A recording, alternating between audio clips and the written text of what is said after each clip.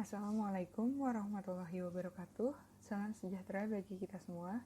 Shalom, Om Swastiastu, Namo Buddhaya, dan salam kebajikan. Perkenalkan, saya Anna Maura bersama dengan 4 rekan saya, yaitu Anissa, Afifah, George, dan Aska. Kami akan membahas sebuah topik berjudul Identitas Budaya, Keberagaman, dan Toleransi di Indonesia. Dengan isu yang kami angkat adalah mengenai tindakan rasisme terhadap orang Papua. Pertama-tama, saya akan menjelaskan definisi budaya. Budaya adalah identitas dari suatu kelompok tertentu yang tidak dapat disamakan dengan kelompok lainnya. Budaya bersifat diturunkan atau diwariskan oleh orang terdahulu dari kelompok tertentu. Budaya sangat erat kaitannya dengan manusia. Manusialah yang menciptakan budaya dalam masing-masing kelompoknya melalui adat istiadat, kebiasaan, dan lainnya. Kemudian budaya ini diturunkan ke generasi berikutnya.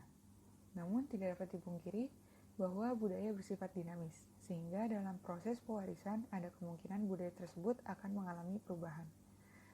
Menurut Muhtar Koswara dan Setiaman, budaya adalah gaya hidup unik suatu kelompok manusia tertentu. Budaya bukanlah sesuatu yang dimiliki oleh sebagian orang dan tidak dimiliki oleh sebagian orang lainnya.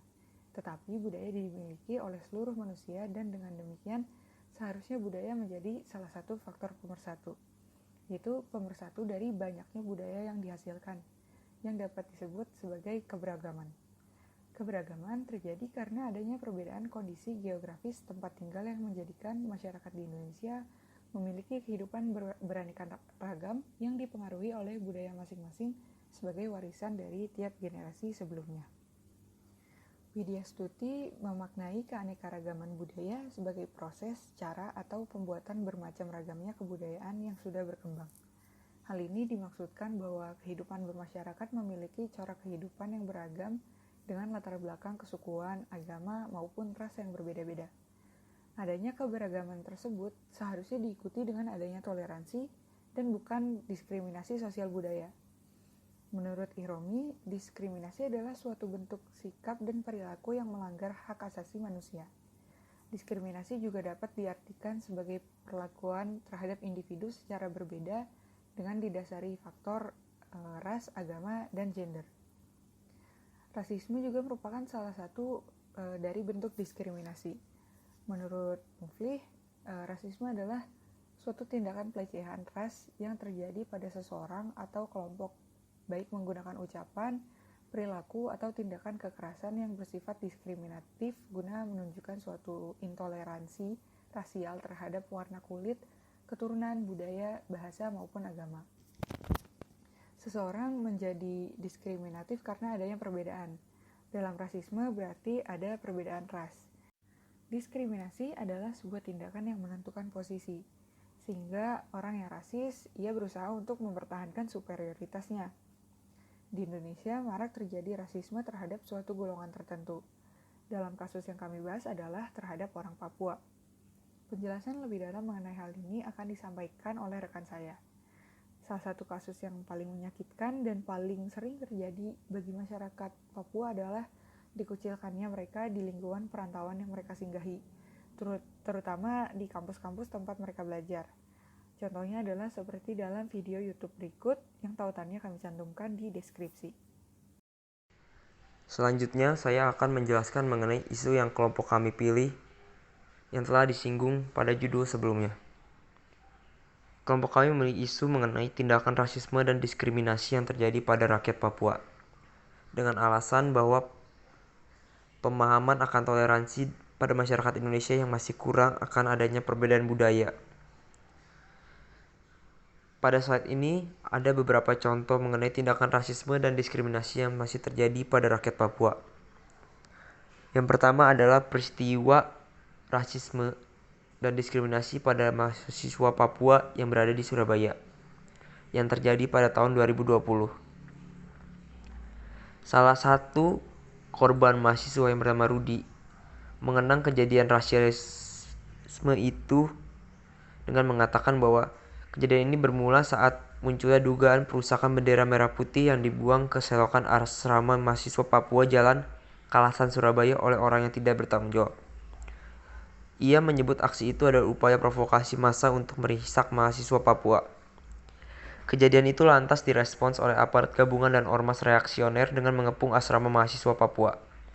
Sebanyak 43 mahasiswa di asrama mahasiswa Papua, Jalan Kalasan, Surabaya, dikepung, dipersekusi, dimaki dengan ucapan rasisme dan diancam oleh oknum TNI, aparat kepolisian, Satpol PP, dan ormas reaksioner pada 16 Agustus 2020.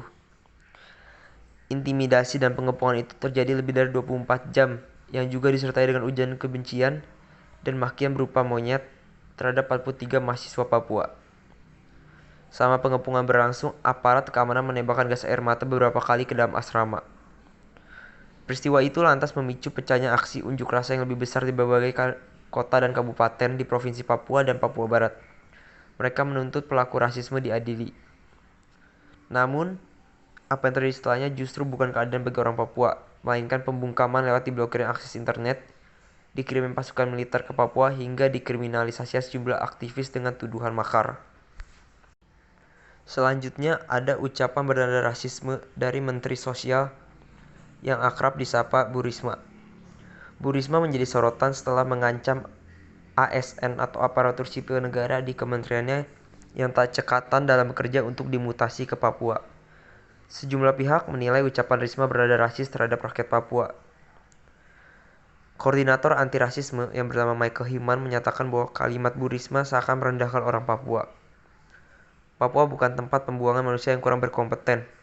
Pernyataan tersebut terkesan merendahkan orang Papua dan meresahkan masyarakat Papua, kata Himan dalam keterangan tertulis pada Rabu 14 Juli 2021.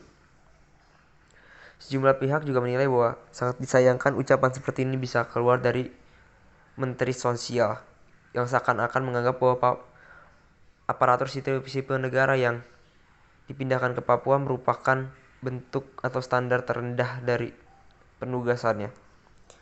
Selanjutnya ada rasisme yang bisa kita lihat dalam media, buku bacaan ataupun film yang dinilai merupakan bentuk rasis sejak dini. Temuan diskriminasi dalam tontonan dan bacaan anak tentang Papua. Beberapa contoh diantaranya adalah rasisme dalam film. Film, tayangan televisi, dan buku seolah merupakan instrumen penting dalam membangun kesadaran anak. Tetapi sayangnya, beberapa film dan buku tentang Papua yang tayang di televisi justru dapat kita temukan cukup banyak film anak yang bertema Papua yang mengandung unsur diskriminatif dan rasis. Salah satu contohnya adalah film Denias, Senandung di Atas Awan, yang merupakan salah satu contoh film anak yang bercerita tentang anak Papua. Film tersebut masih saja menggambarkan citra anak-anak Papua yang primitif, terbelakang, miskin, dan cenderung suka berkelahi. Gambaran yang penuh stereotip juga akan mudah kita temui dalam beberapa film anak bertema Papua. Stereotip seperti ini juga ditemukan dalam drama remaja Diam-Diam Suka di salah satu televisi swasta. Serial tersebut menggambarkan bahwa orang Papua itu bodoh, aneh, dan primitif. Contoh lain yang ada dalam media buku adalah bahwa kita mengetahui setelah era reformasi, buku teks pelajaran anak berusaha menghadirkan lebih banyak keragaman Indonesia. Tapi hal ini saja tidak cukup karena sebuah penelitian menunjukkan bahwa meski etnis Papua sudah sering hadir dalam buku teks SD, tetapi relasinya dengan figur yang lain tetap saja inferior. Kita bisa melihat ketika etnis Papua disandingkan dengan etnis lain, penggambaran itu masih cenderung etnis Papua dianggap lebih inferior, lebih rendah, dan dianggap sebagai pelengkap saja. Tindakan rasisme masih sering terjadi di Indonesia, terutama bagi rakyat Papua. Indonesia memiliki keberagaman budaya yang memiliki ciri khas masing-masing dan tersebar di seluruh daerahnya. Akan tetapi, keberagaman dan kekayaan akan budaya tersebut justru dipandang sebagai pembeda antar satu daerah dan daerah lainnya. Ironisnya, beberapa pihak justru mencari mana kebudayaan yang superior dan inferior. Secara lebih lanjut, hal ini justru melahirkan tindakan rasisme yang terjadi pada rakyat Papua. Mengapa rakyat Papua kerap mengalami tindakan rasisme? Perbedaan yang dimiliki oleh rakyat Papua, terutama pada ras, budaya, dan etnis yang signifikan dengan daerah lain, justru dipandang sebagai sebuah perbedaan yang memunculkan jarak. Hal ini kemudian hanya mengakibatkan tindakan rasisme pada rakyat Papua secara terus-menerus. Tindakan rasisme ini dapat dicegah dengan memberikan edukasi mengenai keberagaman budaya di Indonesia. Dengan memahami bahwa di Indonesia memiliki kebudayaan yang beragam, seseorang dapat menghargai dan memberikan toleransi pada perbedaan yang ada. Mengapa rakyat Papua kerap mengalami tindakan rasisme? Kurangnya penanaman mengenai toleransi.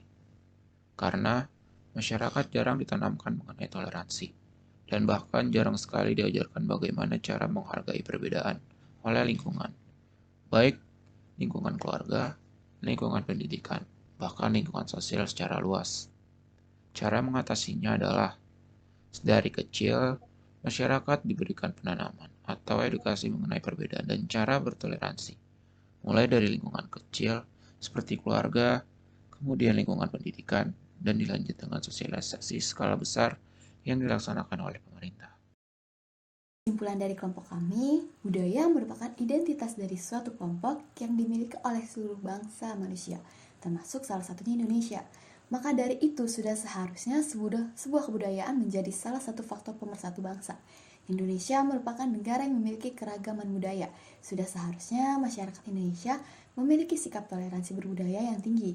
Namun sayangnya masih banyak sekali sikap diskriminasi karena perbedaan budaya ini. Diskriminasi ini berbentuk rasisme. Di Indonesia marak terjadi rasisme terhadap suatu golongan tertentu, terutama adalah terhadap orang Papua. Mirisnya lagi, rasisme ini dilakukan oleh aparatur sipil negara dan pimpinan organisasi masyarakat reaksioner. Bahkan rasisme ini juga dilakukan oleh Menteri Sosial pada tahun 2021 lalu. Rasisme juga kerap kali kita temukan dalam tontonan atau bacaan tentang Papua. Bahkan dalam film atau bacaan tentang Papua, terdapat stereotip bahwa orang Papua itu bodoh, aneh, serta primitif. Kemunculan Papua dalam film atau bacaan ini bahkan seringkali dijadikan sebagai bahan olok-olokan. Padahal secara tidak sadar hal tersebut akan membuat stigma terhadap orang Papua, yakni stigma bodoh dan konyol. Padahal banyak sekali masyarakat Papua yang berprestasi.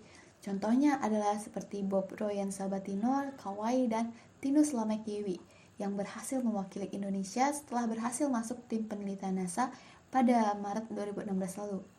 Dan masih banyak anak-anak Papua berprestasi lainnya. Kita sebagai mahasiswa sekaligus generasi penerus bangsa harus memutus sikap diskriminasi rasisme ini. Mahasiswa harus bersikap kritis karena mengakhiri rasisme ini merupakan tugas kita, baik secara individual maupun kolektif. Kita juga harus mendorong pemahaman demokratis tentang budaya dan ras yang menghormati perbedaan, sehingga tidak ada satu kelompok pun yang dianggap lebih tinggi atau paling unggul dari yang lainnya, di mana semua dilihat secara setara dan juga secara alami melihat bahwa setiap orang memiliki harkat dan martabat yang sama sesuai dengan yang tercantum di Pancasila. Dan berikut merupakan beberapa referensi yang kelompok kami gunakan dalam penunjang diskusi kami kali ini.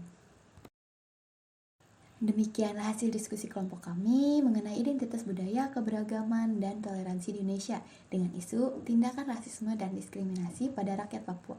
Semoga apa yang kami sampaikan dapat bermanfaat bagi kita semua. Terima kasih.